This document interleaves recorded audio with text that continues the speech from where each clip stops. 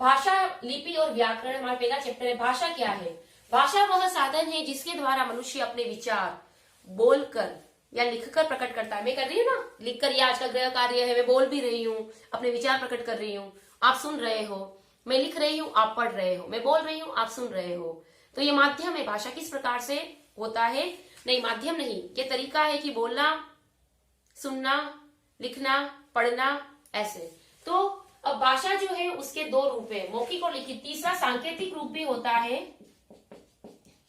वो आपके अभी इस लेसन में नहीं है, लेकिन ये रूप भी होता है संकेतों द्वारा, ऐसे।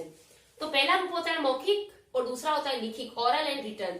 तो मौखिक भाषा क्या होती है? जब हम मुख से बोलकर अपने विचार प्रकट करते हैं तो वह मौखिक भाषा कहलाती है, और जब हम लिखकर अपने विचार प्रकट करते हैं वह लिखित भाषा कहलाती है। इसके बाद आपका क्वेश्चन बनता है लिपि। लिपि किसे कहते हैं? लिपि क्या होती है? तो भाषा को लिखने के लिए जिन चिन्हों का प्रयोग किया जाता है वह लिपि कहलाती है। भाषा को लिखने के लिए जिन चिन्हों का प्रयोग किया जाता है, लिखित चिन्ह, जैसे क, म, प, अ से लेकर ज्ञ तक, ये आपके लिखित चिन्ह है। फिर इसके अंदर आप मात्रा लगाते हैं, ये मात्रा, वो मात्रा, वो मात्रा, है ना। तो ये, लेकिन मात्रा का रूप भी तो स्वर का ही रूप है, बदला हुआ। तो अ से लेकर ज्ञ तक आपके लिखित चिन्ह बनाए गए हैं आपको भाषा को लिखने के लिए। और लिपि होती है भाषा को लिखने के लिए जिन चिन्हों का प्रयोग किया जाता है। चिन्ह है जिनका प्रयोग लिखते हैं, करते हैं, जैसे अंग्रेजी में ABCD और हिंदी में अ से ज्ञ तक। अब हमारी हिंदी की भाषा, अगला क्वेश्चन बनता है कि हमारी हिंदी की लिपि क्या है? छोटे क्लास से पढ़ते आ रहे हो। हमारी हिंदी की लिपि है देवनागरी। कौन सी लिपि है? देवनागरी। अब हिंदी की लिपि ही देवनागरी नहीं है, संस्कृत, गुजराती और मराठी, हिंदी, संस्कृत, गुजराती, मराठी और एक भाषा और थी। 4 भाषा ही है इसके अंदर। एक सेकेंड, हाँ। तो 4 भाषाओं की लिपि देवनागरी है। पहली हिंदी है, दूसरी संस्कृत है, तीसरी गुजराती है, चौथी मराठी है। हिंदी, संस्कृत, गुजराती, मराठी, इन चारों की भाषा जो है वो देवनागरी है। और अंग्रेजी भाषा की लिपि जो है वो रोमन है। पंजाबी की है गुरुमुखी, पंजाबी की गुरुमुखी, अंग्रेजी की रोमन।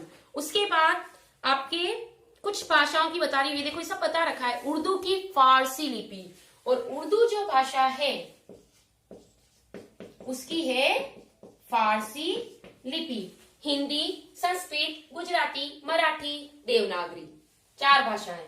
अंग्रेजी की रोमन लिपि, पंजाबी की गुरुमुखी, उसके बाद उर्दू की लिपि फारसी। यहां तक हुआ। अब अगला क्वेश्चन, ये नहीं कि ये क्वेश्चन बनते हैं, ये मेन क्वेश्चन मतलब बता रही हूं मैं, समझा रही हूं पाठ को। ये नहीं कि मैडम ने बता दिया बस वही आएगा, ऐसा कुछ नहीं है, पूरा लेसन पढ़ना है, ठीक है। अब आपकी जो भाषा है, जैसे अब हमारे यहाँ 22 भाषाएं बोली जाती है। कितनी भाषाएं टोटल? 22 भाषाएं। और अलग अलग राज्य में जो 22 भाषाएं बोली जाती है, भाषाएं है राज्यों की, जैसे गुजरात की गुजराती, कश्मीर की कश्मीरी, गोवा की कोंकणी, गोवा की कोंकणी, ये क्वेश्चन भी है इसलिए मैं दोबारा रिपीट कर रही हूँ। असम की असमिया, महाराष्ट्र की मराठी, पंजाब की पंजाबी, उत्तर प्रदेश की हिंदी, दिल्ली की हिंदी, बंगाल की बंगला, तमिलनाडु की तमिल, हिमाचल की हिमाचली, केरल की मलयालम, गढ़वाल की गढ़वाली, उड़ीसा की उड़िया, कर्नाटक की कन्नड़, आंध्र प्रदेश की तेलुगु, बिहार की बिहारी भाषा। इसको अगर 2 बार अगर वीडियो को आप आंख बंद करके भी सुनोगे तो आपको पता चल जाएगा। कुछ मैंने इससे पहले बता दिए थे किसकी लिपि क्या है, मेन है ना। उसके बाद हमारे यहाँ 22 भाषाएं हैं। 22 भाषाओं की मैंने अभी आपको जो 22 जो राज्य हैं उनकी मैंने आपको भाषाएं बताई, ठीक है, और टोटल 22 भाषाएं हैं, ठीक है। और अब अगला प्रश्न बनता है विशेष कि हिंदी भारत की राष्ट्रभाषा कब बनी। आपको ध्यान रखना चाहिए कि 14 सितंबर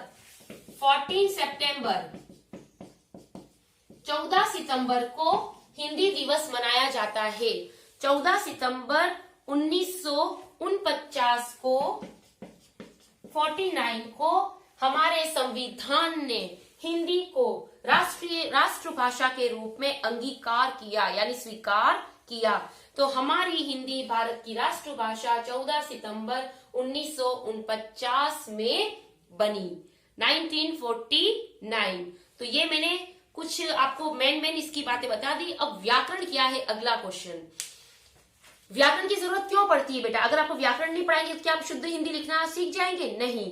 तो शुद्ध भाषा में बोलने लिखने के लिए व्याकरण की जरूरत पड़ती है। व्याकरण जो है हमारी भाषा को शुद्ध बोलना, लिखना और पढ़ना सिखाता है, ठीक है। चलकर आओ मैदान में खेलें, ये तो उल्टा सीधा वाक्य है, तो इसको आओ चलकर मैदान में खेलें ये सही क्रम हुआ। तो भाषा क्या है, व्याकरण क्या है? वो भाषा को शुद्ध बोलना, लिखना और पढ़ना सिखाता है। तो व्याकरण का काम यह बताना है कि भाषा का कौन सा रूप शुद्ध है। और व्याकरण किसे कहते हैं? व्याकरण वह शास्त्र है जो हमें भाषा को शुद्ध बोलना, लिखना, पढ़ना सिखाता है, यानी शुद्ध पढ़ना लिखना सिखाता है, वह है व्याकरण। ये हो गया आपका लेसन नंबर 1। अब कितनी भाषाओं की लिपि देवनागरी है? 4 है ना, हिंदी, संस्कृत, गुजराती और मराठी। गोवा में कौन सी भाषा है? कोंकणी। भाषा कितने रूप है? आपके 2 ही हैं। भारत की राष्ट्रभाषा कब बनी? 14 सितंबर 1949। बोलचाल की भाषा क्या कहलाएगी? बोली। क्षेत्रीय रूप जो होता है भाषा का वो बोली कहलाएगा। एक क्षेत्र में, सीमित क्षेत्र में जो बोली जाती है वो बोली कहलाती है। हमारे संविधान में 22 भाषाएं स्वीकार की गई है। और लिपि भाषा का लिखित रूप होता है। लिपि क्या है? भाषा को लिखने का चिन्ह है ना, तो लिपि जो है भाषा के लिखित रूप है, तभी तो हम आ से ज्ञ तक उसको लिखने के लिए यूज करते हैं। बोल रहे हैं उसके लिए कोई जरूरी नहीं आ से ज्ञ तक बोले, हम संकेतों के द्वारा भी बोल सकते हैं, ए, मैं, पे, ऐसे भी बोल सकते हैं। लेकिन लिखने के लिए तो एक लिखित रूप चाहिए ना, तो लिपि भाषा का लिखित रूप है जो शुद्ध रूप है व्याकरण के अनुसार। हिंदी हमारी राष्ट्रभाषा है। इसके बाद गुजराती की भाषा की लिपि देवनागरी। मौखिक भाषा कही जाती है बोलकर। लिखित भाषा लिखी जाती है लिखकर। लिपि भाषा का कौन सा रूप है? तो लिखित रूप है। व्याकरण भाषा का कौन सा रूप बताता है? शुद्ध रूप बताता है। तो ये है आपका लेसन नंबर 1 का रिवीजन।